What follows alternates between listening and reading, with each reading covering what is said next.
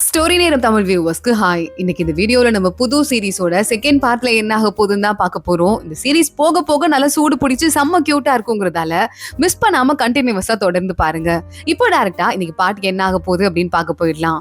நம்ம நான்சி கிளாஸ்ல உட்காந்துட்டு இருக்கும் போது ரான் நேரா உள்ள நுழைஞ்சான். லாஸ்ட் எபிசோட் அதுதான் முடிஞ்சது. இன்னும் நீ கிளம்பலையா அப்படின்னு ரான் கேட்க கிளாஸ்க்கே என்கிட்ட இல்ல, ஏதாவது காண போயிடாதா அப்படின்னு சொல்லிட்டு அவனை பார்த்ததுமே நான்சி வெளியே கிளம்பிடுறா. அந்த மனசாட்சியாவது உனக்கு இருக்கே அப்படின்னு ரான் அவகிட்ட நக்கல் பண்ணிட்டு இருக்கும் போது நான்சி வெளியே போனதுக்கு அப்புறமா அந்த பில்டிங்ல கரண்ட் கட் ஆயிடுது. நான்சிக்கு எப்பவுமே இருட்டுனா பயங்கரமான ஒரு பயம் இருக்கு போல. அதிர்ந்து போய் அப்படியே நின்னுடுறா. என்ன பண்றதுன்னு தெரியாம ரான் கிளாஸ் எல்லாம் லாக் பண்ணிட்டு வெளியே வந்துட்டு இருக்கான். என்ன மேடம், இந்த காதுல இருந்து இந்த காது வரை வாய்க்கிலேயே பேசுவ, இருட்டுனா பயம் போல. சரி வாங்க, தலைவன் இருக்கும்போது உங்களுக்கு என்ன கவலை இருக்கு அப்படின்னு சொல்லிட்டு நான்சியோட கையை பிடிச்சி இழுத்துட்டு அங்க இருந்து கூட்டு போயிட்டு இருக்கான். நான்சிக்கு கொஞ்சம் கடுப்பா இருக்கு. கையெல்லாம் அவனை பிடிக்க வேணாம், விடுறா, எனக்கு வர தெரியும் அப்படின்னு சொல்லிக்கிட்டு இருக்கா. உடனே ரான் பாக்குறான். சரி ஓகே, இந்த மூலையில தான் அது ஒரு பேய் இருக்குன்னு கேள்விப்பட்டேன், அது வாச்சு நீயாச்சும் கம்பெனி கொடுத்துட்டு ஒன்னா வந்துக்கோங்க, நான் கிளம்புறேன் அப்படின்னு படிக்கட்டுல இருந்து அவன் கிளம்ப ஆரம்பிக்க நான்சி பயந்துட்டு 2 படி இறங்குறேன் அப்படின்னு இறங்கி டப்புன்னு கீழே விழுந்து கால் சுலுக்கி போயிருது. ரான் பாக்குறான். இதுக்குதான் அப்பயே கூப்பிட்டு என் கூட வான்னு கேட்டியா என்ன?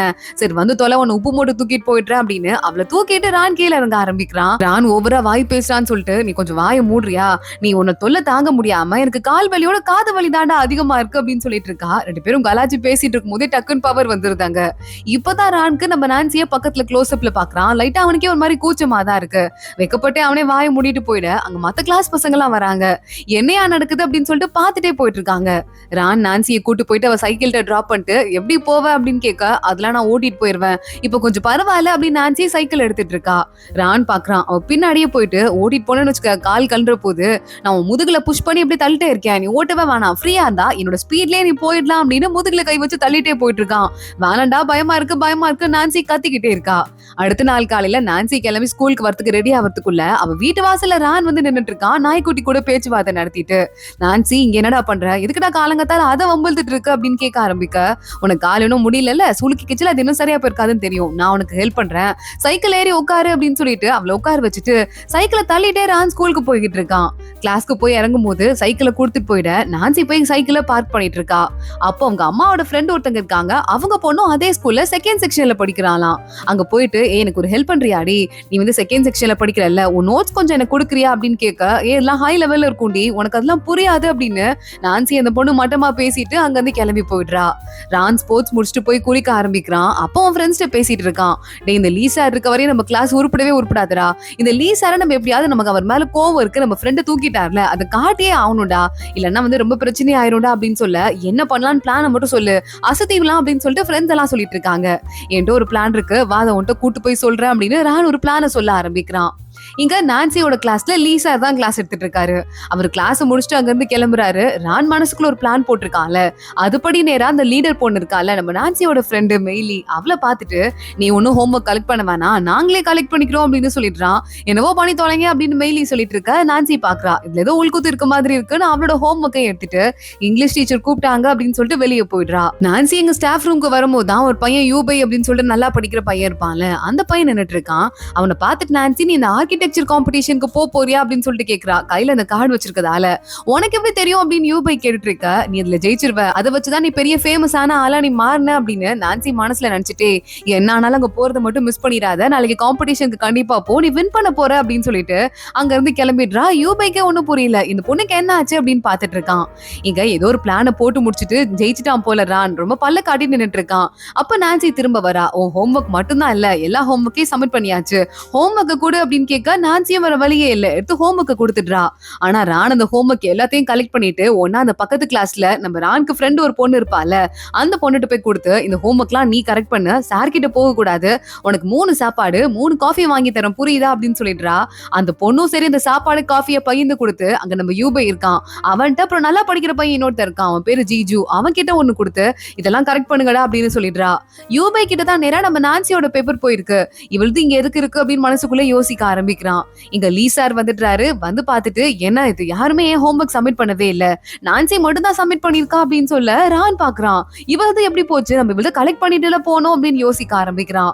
ஆனா நான்சி நீ சப்மிட் பண்ணாமலே இருந்திருக்கலாமா, கேட்டதே 15 கேள்வி, அதுல 10 கேள்விக்கு தப்பா பதில் எழுதியிருக்குன்னு சொல்ல நல்லா சப்மிட் பண்ணா அப்படின்னு அங்க இருக்கிற அத்தனை பேரும் உழுந்து உழுந்து சிரிச்சிட்டு இருக்காங்க.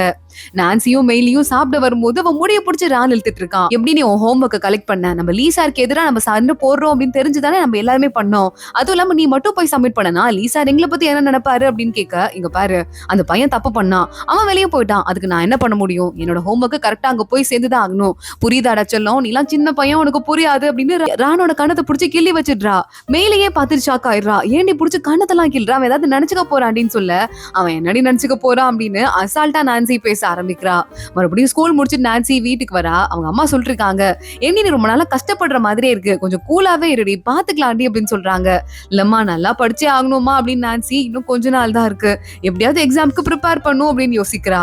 அடுத்த நாள் காலைல ரான் ஸ்கூல்ல வந்து உட்காந்துட்டு இருக்க, அதான் அவனோட ஃப்ரெண்டு பொண்ணு இருக்கால, அவ பேரு ரெனி. ரெனி எங்க வந்துடுறா. ஏன்டா அப்படி யோசிச்சுட்டே இருக்கு அப்படின்னு கேட்க, சாரி நான் ஹோம்வொர்க் எல்லாம் உன்கிட்ட கொடுத்துட்டதால நீ மாட்டிக்கிட்டியா அப்படின்னு கேட்க, நீ சின்ன வயசுல தப்பு பண்ணி அதுக்கு பழி வாங்குறது தான் எனக்கு சாதாரணமான விஷயமா போச்சே, அது ஒன்னும் கவலைப்படாத. அம்மா நான்சிக்கும் உனக்கும் இப்ப பாரு என்னடா பிரச்சனை அப்படின்னு கேட்டுட்டு இருக்க, அதெல்லாம் ஒண்ணும் இல்ல அம்மா, அந்த நான்சியும் யூபை இருக்காங்களே ரெண்டு பேரும் எப்படி க்ளோஸ் ஆனாங்க அப்படின்னு சொல்லிட்டு ரான் யோசிக்க ஆரம்பிக்கிறான். எதுக்காக யூபை அந்த ஹோம்வொர்க்கை அவகிட்ட கொண்டு போய் கொடுத்தான் அப்படின்னு சொல்லிட்டு யூபையோட வீட காட்டுறாங்க. யூபை ஸ்கூலுக்கு கிளம்பிட்டு இருக்கான். இங்க பாருடா எப்படியாவது மெரிட்ல போய் அந்த காலேஜ்ல சேர்ந்துடணும் புரியுதா அப்படின்னு அவங்க அப்பா சொல்றாரு. கண்டிப்பா சேர்ந்துடுறப்பா அப்படின்னு யூபை சொல்லிட்டு இருக்கான். காம்படிஷனுக்கு போலாமா இல்ல கிளாஸ்க்கு கிளம்பி போலாமா அப்படின்னு மனசுக்குள்ள யூபைக்கு டவுட் வருது. ஆனா நான்சி சொன்னது ஞாபகம் வருது.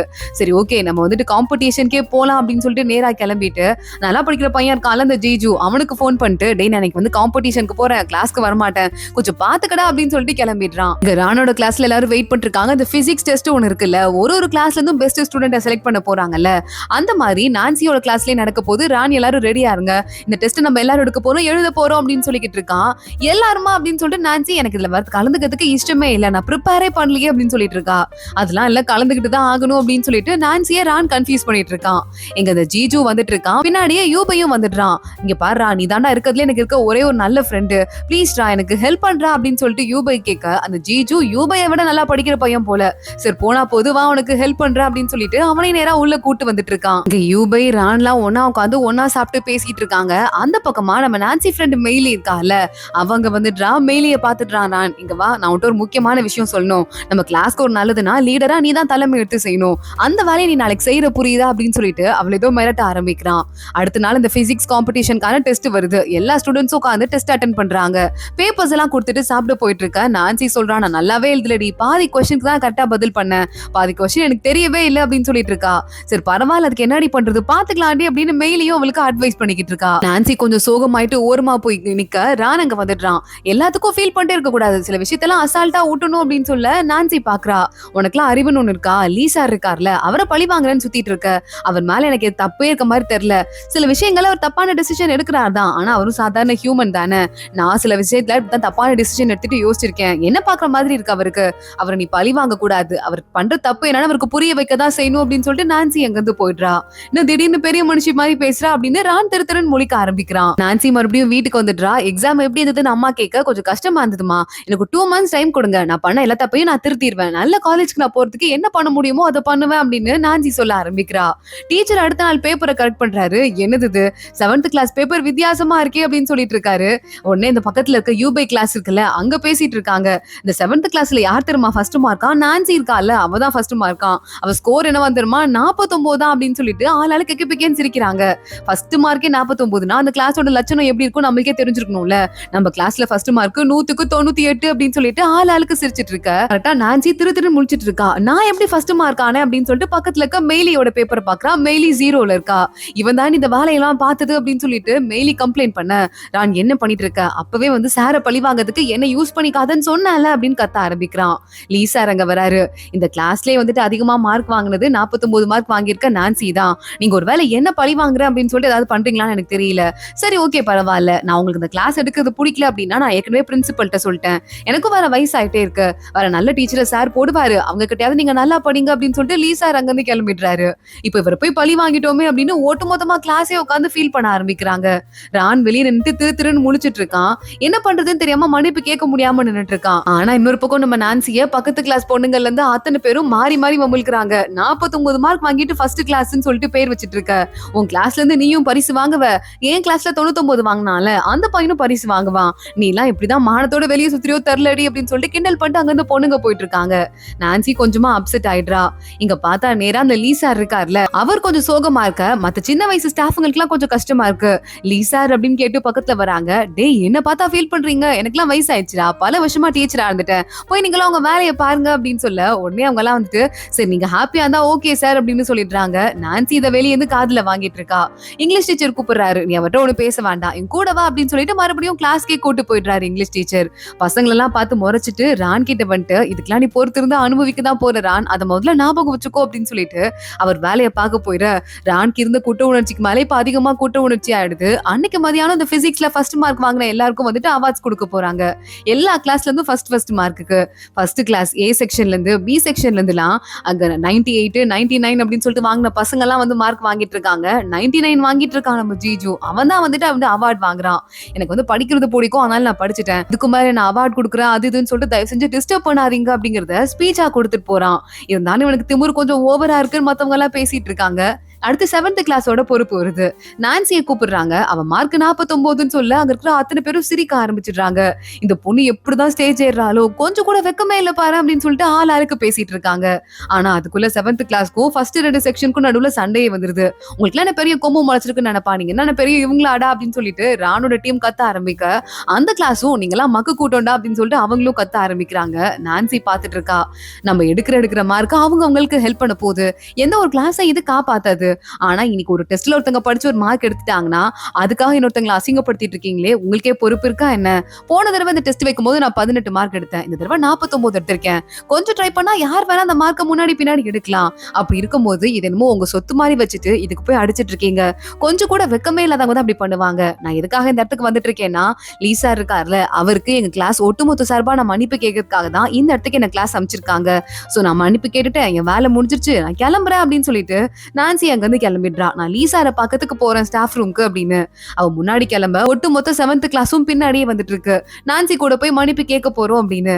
அங்க பார்த்தா நம்ம லீசாரோட பிரின்சிபல் இருக்காரு. அவர் நான்சியை ராணை மட்டும் அங்க இருந்து கூட்டிட்டு மத்தவங்க எல்லாம் கிளாஸ்க்கு போங்க அப்படின்னு சொல்லிடுறாரு. அங்க உள்ளேயே ஸ்டாஃப் ரூம் இருக்கு, அங்க கூட்டு வந்துடுறாரு. லீசார் அங்க இருக்காரு. இல்லப்பா, உன் மேல தப்பே கிடையாது, நான் எடுத்தது சில தப்பான டிசிஷன் தான். அது மட்டும் இல்லாம எனக்கும் உடம்பு முடியாம போயிட்டு இருக்கு, நானும் ரெஸ்ட் எடுக்கணும் அப்படிங்கிறது கரெக்ட் தான். ஆனா ஒரு பழக்க தோஷத்துல என்னோட பழக்கம் சின்ன பிள்ளைங்களை அஃபெக்ட் பண்ணணும்னு கூட தெரியாம நான் பாட்டுக்கு பாடம் எடுத்துட்டே இருக்கேன். நீங்க சொல்றது கரெக்ட் தான், ஆனா சொன்ன விதம் வேணா தப்பா இருக்கலாம். உன் மேல எனக்கு கோவமே கிடையாது, நான் வேலையை விட்டு போறதா முடிவு பண்ணிட்டேன், நீங்க வந்து நல்லா சாப்பிட்டுட்டு கிளம்புங்க அப்படின்னு அவர் சொல்ல ஆரம்பிக்க ரானுக்கு கொஞ்சம் மனசு கஷ்டமா தான் இருக்கு. இங்க நம்ம யூபை இருக்கான்ல, அவனை நான்சி பாத்துடுறா. யூபை கேட்டுட்டு இருக்கான், உனக்கு வந்து பிசிக்ஸ்ல கொஞ்சம் டவுட் இருக்குன்னு எனக்கு புரியுது, உனக்கு நான் சொல்லி கொடுக்கவா அப்படின்னு கேட்க, நீ நல்லா படிக்கிற பையன், என்னோட சேர்ந்துட்டு நீ எதுக்கு உன்னையே வந்து ஸ்பாயில் பண்ணிக்கணும் அப்படின்னு நான்சி கேட்க, இல்ல நீ நல்லா படிப்பேன்னு எனக்கு நம்பிக்கை இருக்கு, 2 பேரும் சேர்ந்து படிக்கலாம்ல அப்படின்னு யூபை சொல்றான். ரொம்ப தேங்க்ஸ், நான் வந்து எனக்கு எப்ப டவுட்னாலும் ஓன்ட்ட கேட்கிறேன் அப்படின்னு சொல்லிட்டு நான்சி அங்க இருந்து கிளம்புறா. இதுக்கு ரெண்டு எப்படா ஒன்னா சேர்ந்துச்சுங்க, எதுக்குடா எப்ப பாரு ஒன்னா சுத்திக்கிட்டு இருக்காங்க அப்படின்னு பயங்கரமா கடுப்பு வருது ரான்க்கு. என் வண்டியை இந்த பக்கம் நான் திருப்பி வச்சிருந்தேன்டா, இந்த நாய்ங்க 2 இருக்குல்ல சிரிச்சு பேசிட்டே போகும்போது என் வண்டியை இந்த பக்கமா திருப்பி வச்சுட்டு போயிடுங்கடான்னு சொல்லிட்டு இருக்கிற கோபத்துல அவங்க 2 பேரையும் திட்ட ஆரம்பிக்கிறான். நான்சி வீட்டுக்கு வந்துடுறா. மறுபடியும் படிக்க ஆரம்பிக்கிறதுக்குள்ள யூபையோட ஞாபகம் வருது. டக்குன்னு வேகமா எடுத்துட்டு ஏதோ பாட்டெல்லாம் ஒன்னா சேர்ந்து ஒரு கம்பைலேஷன் மாதிரி பண்ணிட்டு இருக்கா. இங்க அடுத்த நாள் எல்லாரும் ஸ்கூலுக்கு போயிட்டு இருக்காங்க. நம்ம ரான் சீக்கிரமா ஸ்போர்ட்ஸ் முடிச்சுட்டு குளிக்கிறேன் அப்படிங்கிற பேர்ல ஏண்டா அந்த நான்சி இருக்கால அப்படின்னு பேச ஆரம்பிக்க, எதுக்குடா நீ அவ்வளவு பத்தியே பேசிட்டே இருக்க, உன் மனசுக்குள்ள போந்துட்டாலா என்ன, பைத்தியக்கார மாதிரி ஆயிட்டடா அப்படின்னு ஃப்ரெண்டு திட்ட ஆரம்பிக்கிறான். எங்க ஸ்போர்ட்ஸ் பீரியட்காக எல்லாரும் வெளியே வந்து நின்னுட்டு இருக்காங்க. அப்ப நான்சி பாக்குறா.